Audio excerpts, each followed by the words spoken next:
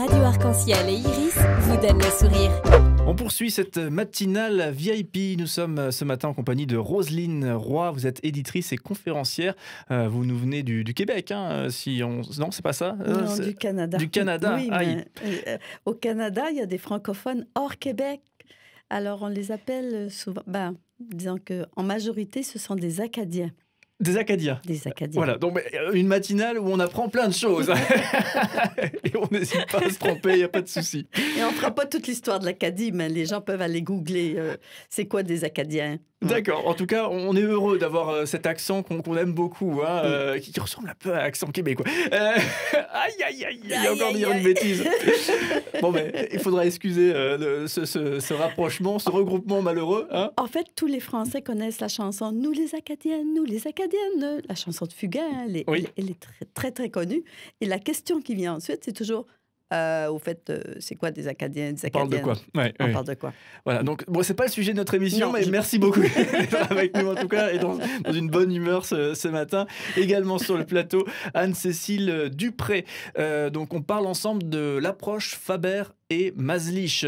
Alors, on citait tout à l'heure quelques ouvrages. Parler pour que les tout-petits écoutent, parler pour que les enfants écoutent, écouter pour que les parents parlent, frères et sœurs sans rivalité. Voilà, donc là, si vous êtes parents, eh bien, c'est que des problématiques que vous connaissez. Il y a aussi des ouvrages pour adolescents, etc. Donc, rentrons dans le vif du sujet par rapport à cette approche Faber et Maslich. Vous êtes en France pour une série de conférences sur cette thématique-là. Justement, est-ce qu'on peut avoir un sujet, une thématique dans l'un des ouvrages, très concrètement, ce que vous proposez dans le cadre de l'approche Faber et Maslich. Roselyne Roy. En fait, la base, comme je l'ai mentionné un peu avant, c'est l'écoute des sentiments. Alors, on a un enfant, par exemple, qui trébuche, puis qui se fait mal, et qui se met à crier, et qui se met à hurler. OK? Notre tendance, et surtout si on est en public, c'est « Ah, c'est juste une petite égratignure, c'est pas si grave que ça, mais t'as pas besoin d'en faire tout un plat. » OK? On a tendance à essayer d'amoindrir les éclats, OK, autour. Et dans l'approche, en fait, ce qu'on dit, c'est que plus on essaie d'étouffer l'émotion ou le sentiment, en fait, on fait l'inverse. C'est comme si on jette de l'huile dessus, OK? L'enfant a besoin de crier encore plus fort pour sentir qu'il y a de l'écoute autour, OK? Il y a quelqu'un qui voit que il n'a pas aimé tomber, il s'est fait mal. Et pour lui, tout de suite, ça fait mal, OK? Dans le moment présent.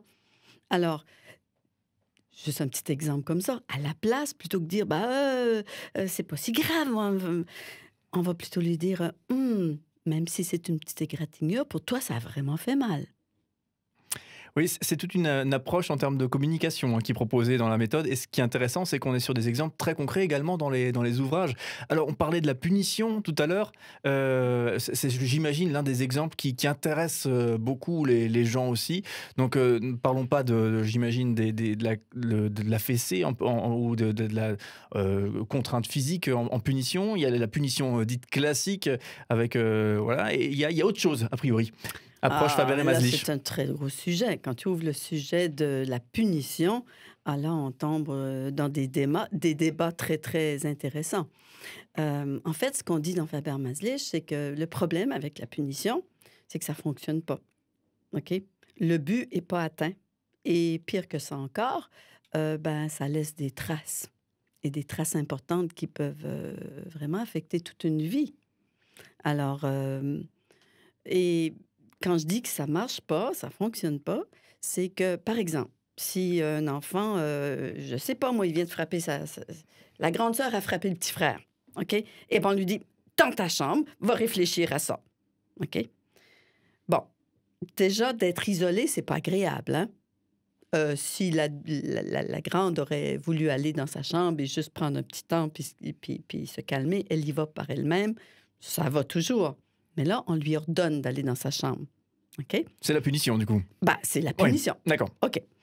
Je mentionne que les punitions, souvent, c'est donné parce qu'on ne sait pas quoi faire d'autre. OK? On a atteint un peu une limite où que ce serait notre patience, ou on a eu une grosse journée difficile, on est fatigué, et puis on veut tout simplement pas voir les enfants se disputer. OK? Donc, Oui, un côté instinctif, ça sort tout seul, quoi. Ça sort tout seul. Ouais, d'accord. En plus, c'est... On visualise bien. Ouais, ouais. Alors, qu'est-ce qu'elle dit? La jeune fille qu'on vient d'envoyer dans sa chambre. Est-ce qu'elle est en train de réfléchir à ouais, c'était pas gentil, hein, frapper mon petit frère, là? Oh non, j'aurais pas dû faire ça. À l'avenir, ben, je vais faire attention. Je ferai plus ça, tu vois. Je serai toujours gentille avec mon petit frère. C'est vrai que c'est pas le résultat qu'on obtient généralement. Non, non. On aimerait ça, hein? Parce qu'en fait, on l'envoie dans sa chambre pour qu'elle aille réfléchir, hein? Ben, en fait, ce à quoi elle réfléchit, c'est que comment son petit frère est emmerdant. S'il n'était pas là, ça serait vraiment mieux, OK? Ou peut-être même qu'elle a des parents horribles qui ne comprennent pas que des fois, son petit frère, ben, il emmerde la grande sœur, tu vois? Alors, et puis je pourrais te donner des exemples encore et encore sur le fait que la punition, ça ne marche pas. Et en plus, ben, ça affecte l'estime de soi. Et c'est tellement important dans notre société de partir dans la vie avec un bon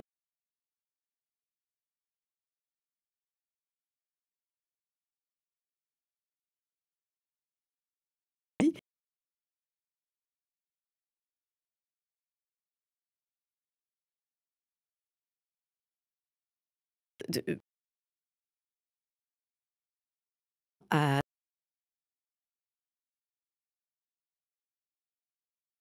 la base.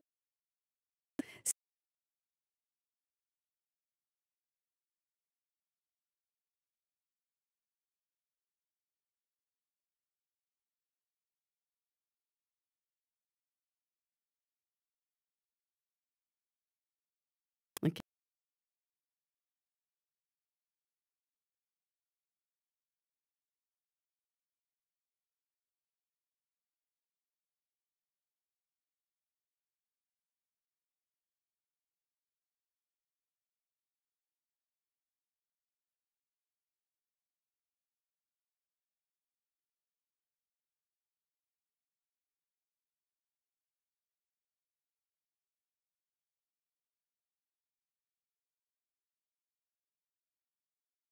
Fois pour